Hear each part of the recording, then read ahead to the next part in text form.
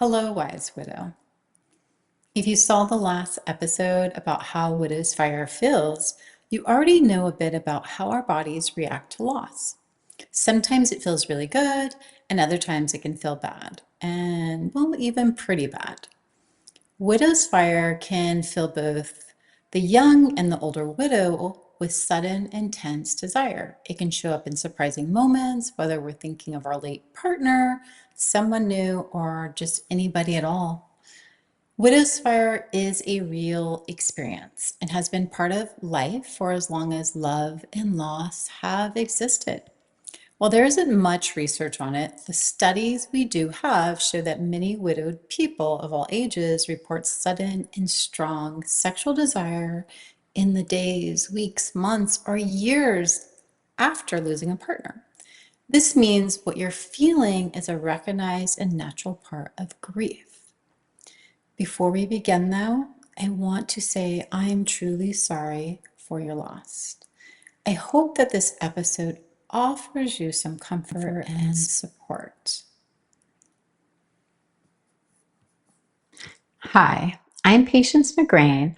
Welcome to Patience in the Morning, where I walk widows through grief and a world that keeps moving. Today, we're talking about widow's fire. I felt relieved when I learned that widow's fire isn't something we imagined or just a joke from a comedy.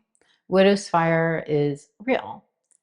Widow's fire is often described as a sudden and intense and even compulsive sensation. It's connecting with someone new, and connecting with them can make us feel vibrant, alive, and wanted.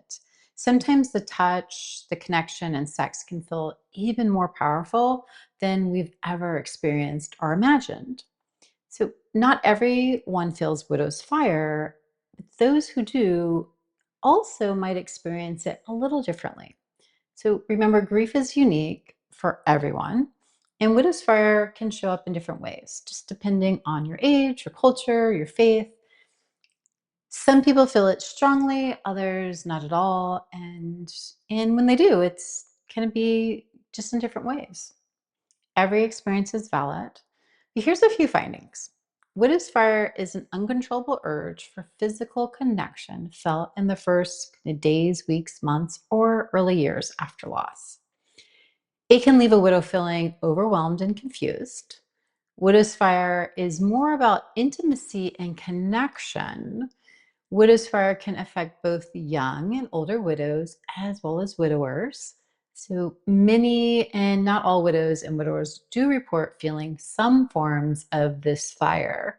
So the majority of widows and widowers don't necessarily act on their feelings until at least a year post. 2025 study by Lisa Sparrows Lane and other researchers she worked with focused on young widows age 45 and under and asked them to share about sexuality and mourning. You can find the links and the reference in the show notes, by the way. So, from their words, there were three big themes that emerged. Widow's fire is indeed a bodily grief response. Young widows describe widow's fire as an intense, unexpected sexual desire that showed up after their loss. It was often confusing and unwelcome, and the desire was connected to trauma, longing, and wanting to feel widow's alive. Fire disrupts a widow's identity. Widow's fire made widows question what it meant to be a good widow, a faithful wife, or just a sexual woman now that their partner was gone. Widow's fire does lead to nonlinear coping, which many people who are grieving go through different phases of trying new things, and in this case, avoiding desire or feeling overwhelmed by desire before they can actually understand what this desire and their grief mean. Researchers say that widow's fire is a central embodied grief process, especially for young widows. It's not a side effect or more failure, but another way grief can show up in the body. So, feeling widow's fire is a very normal response to a significant loss and an abrupt and unwanted change in our lives. So, you may be wondering, like, well, what is my body trying to do? So, Widow's fire is really trying to, well, from the perspective of grief and the nervous system, it's your body's way of trying to manage your trauma, respond to longing, and then regain some sense of vitality. After our partner dies, our body is often flooded and just flooded with stress and shock. Some widows say a widow's fire feels like their body was reaching for touch or sex, and that sex and touch will calm the stress and the chaos because intimacy once meant security, safety, comfort. So our bodies are now also, they were bonded to our love that we've lost. And now we're missing that shared sense of familiarity, the shared bed. We are missing the eye contact, the subtle touches. We're missing our person. And when that anchor is gone, our bodies still seek out the attachment. And that's ultimately what it is. We are attached to someone. We've built this relationship and we've built these bonds. So our hearts long for it. It longs for them. Our hearts, our bodies, they miss them. And our skin literally longs for that connection. Yes. What is fire? Is really just our attachment system crying out, give me back my person, give me their voice, give me their closeness, their warmth, just this feeling of being wanted, of being known, and just this connection that we've lost. When everything feels empty and we're distressed, our routines fall apart and our future feels kind of erased. And this is where we're seeking to feel the vitality, to feel alive, to feel life again. In these moments, it's our mind's way of saying, I'm still alive. Please help me, right? Because I'm here, I'm alive. Now, none of this means that you're over him or that you're ready to start a new relationship. No, it really means that our bodies, our minds, they're trying to get through something really difficult and foreign. So it's a very new experience. Even if you've felt lost before, this is new. So every loss, every relationship is unique. If you're raising children, that can make our grief and widow's fire a bit more complicated. But if your desire feels overwhelming or confusing, it's okay to ask for help. You might talk to a grief therapist, a grief coach, join a widows group, or just share your feelings with a trusted friend. It's okay to get help here.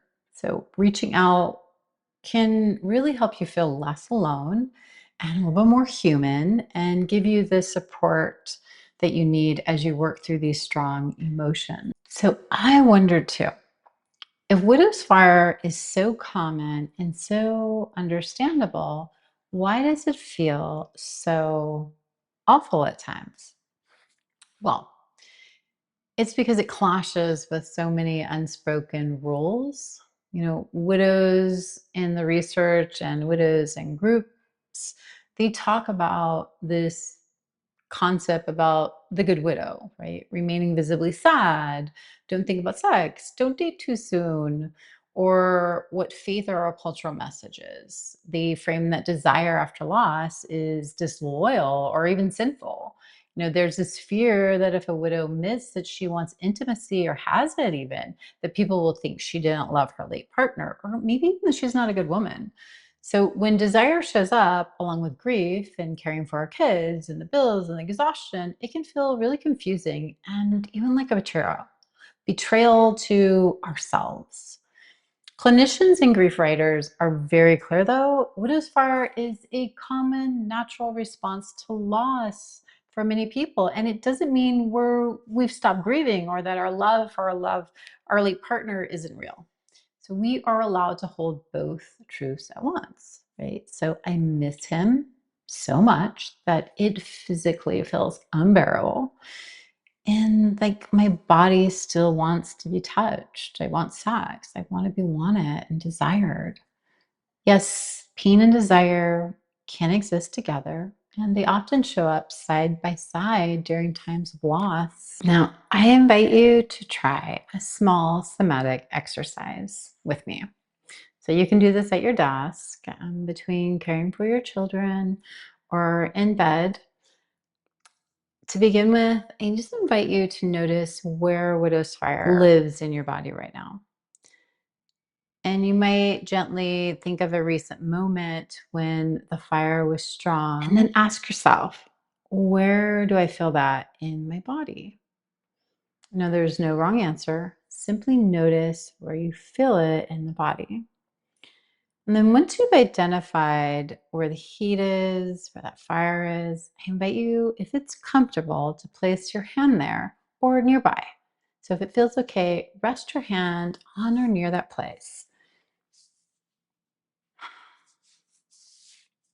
Now I invite you, and then imagine that you're smelling something lovely, like maybe it's a lovely cup of your favorite warm drink. And then we'll exhale slowly through the mouth and imagine like you're blowing on a warm cup of your favorite drink. So maybe hot cocoa, tea, right? We're wanting to cool the fire, not so. Here we'll begin. So inhale for 1, 2, 3, 4.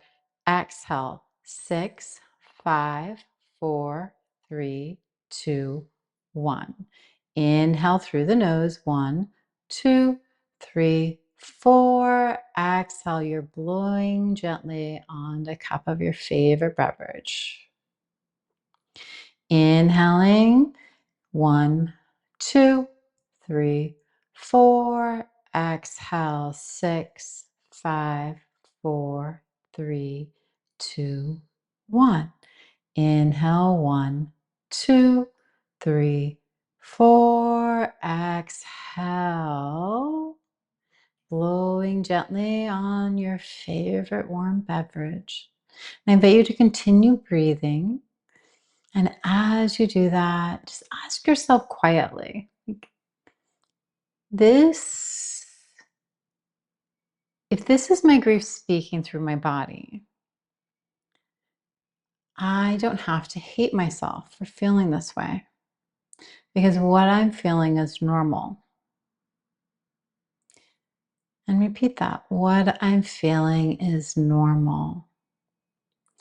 Now, you don't have to believe these words completely, but just let them move toward the feelings in your body. Let your body know that you notice them. And then thank your body for trying to help you. You might bring both palms to your heart and say, thank you, body, for trying to help me. Now try this breath and this affirmation for a few seconds during your day or whenever you need it.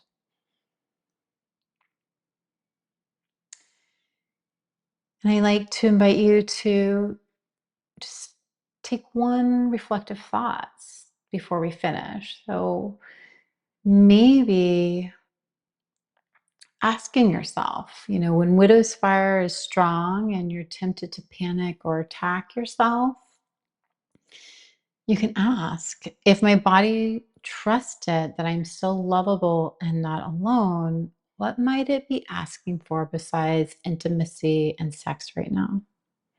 What does my body need? Maybe it's the body asking for someone to hug you and say you're doing a lot on your own, and I know it isn't easy. Maybe your body needs an evening where, you're not the mom, you're not the widow, you're a woman who gets to be seen and acknowledged. Maybe it's a peaceful 10 minutes to yourself in the shower or in bed without having to hide any of your feelings. And it could be something like a safe adult where you can have a conversation about all this stuff without any judgment. And it's okay. You might still want sex. It's okay.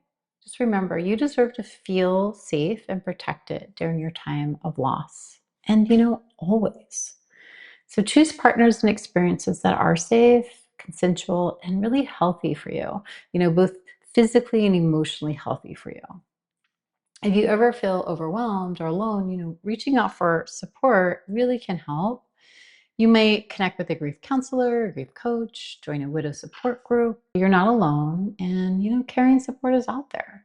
Widow's fire, it's not us being broken, immoral, disloyal. It's real. It is a bodily grief response. Our nervous system is trying to manage the trauma, our need for closeness, and our longing to feel alive. You're not alone in this. Many others share this experience.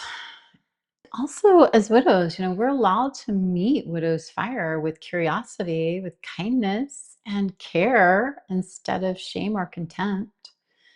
It's okay. So if this helps you breathe a little easier, stay with me for the next video where we'll talk a little bit about why widow's fire happens to the body.